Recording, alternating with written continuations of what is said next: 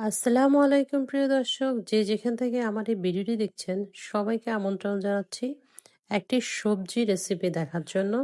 তো এটা শুধু আমি নিরামিষ সবজি রান্না করব, শুধু সিম আলু টমেটো দিয়ে, যা কিনা রুটি পরোটা সব কিছুর সঙ্গে ভালো লাগে খেতে। তো প্রথমে নিয়ে নিলাম এখানে আলু আর সিম, আর দিয়ে দিলাম কপি। কপিটা না দিলেও চলবে, শুধু সিম আলু দিয়ে করলেও এটা ভালো লাগে।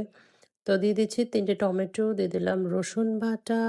রসুন বাটা একটু বাড়িয়ে দিতে হবে। আর দিয়ে দিচ্ছি গুঁড়া মসলাগুলো, যেমন হলুদের গুঁড়া, মরিচের গুঁড়া, লবণ, ধনিয়ার গুঁড়া, জিরার গুঁড়া সবকিছু দিয়ে দিলাম। তারপর দিয়ে দিলাম লবণও দিয়ে দিলাম। তারপর একদম সবকিছু দিয়ে এবার এখানে আমি একদম পাতিল ভরে পানি দিয়ে দেবো। দিয়ে দেবো এইজন্যই যেন সবজিটা সিদ্ধ হয়ে যায়। তো এখানে আসলে ফুলকপি না দিলেও চলবে। শুধু আলু আর সিম দিয়ে এই রান্নাটা করলেও কিন্তু অনেক বেশি মজা হয়। তো ফুলকপি আছে দেখেই হাতের কাছে, তখন আমি কয়েকটা ফুল দিয়ে দিলাম। আ দিতেও পারেন, নাও দিতে পারেন। সেটা আপনাদের ইচ্ছা অনুযায়ী দিতে পারেন।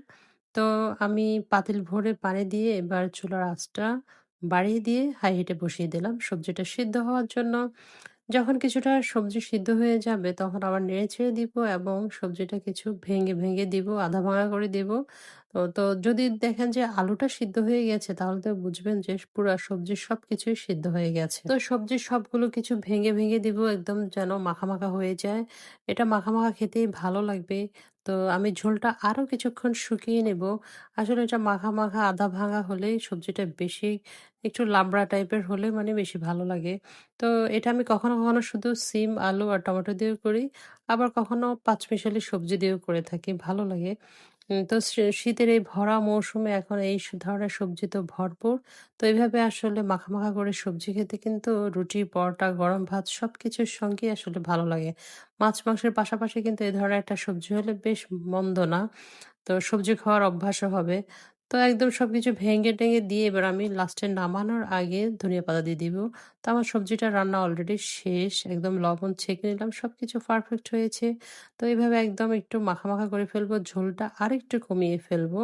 তো এটা কিন্তু একটা মজা আছে আলাদা এই নিরামিষ সবজিটার। পাঁচফোড়ন দিয়ে একটা মজা, আবার এভাবে কিন্তু আরেকটা মজা আছে। এবার রান্নার তেল দিয়ে দিলাম আস্ত জিরা, আবার শুকনো মরিচ আর দিয়ে দিলাম শুধু রসুন কুচি। তো এই ৩ টা জিনিসে আমি বাগারটা দিয়ে দেব। কারণ এখানে আমি শুধু আস্ত জিরা দিয়েছি। এখানে আমি পাঁচফোড়ন দিই নাই। পাঁচফোড়ন দিয়ে কিন্তু অন্যরকম আরেকটা মজা আছে। এটা শুধু রসুনের ফ্লেভারে হবে এই সবজিটা। রসুনের ফ্লেভারেই কিন্তু সবজির টেস্ট বেড়ে যাবে। আমরা নরমালি মিশালি সবজি কিন্তু পাঁচফোড়ন দিয়েই করে থাকি। কিন্তু এখানে আমি শুধু রসুনের ফ্লেভারে করব। এটা অন্যরকম একটা মজা হবে। তো এই তো রসুন কুচিটা খুব সুন্দর করে একদম ব্রাউন কালার হয়ে আসলে তারপর একদম গরম, গরম সবজির মধ্যে এটা দিয়ে দিব। এটা বাগার দেয়া সবজি।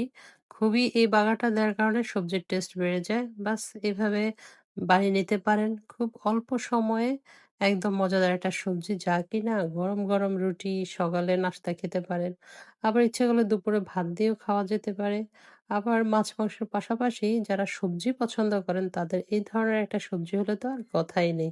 তো ভালো লাগলে অবশ্যই ট্রাই করে দেখতে পারেন। খুবই মজার একটা সবজি।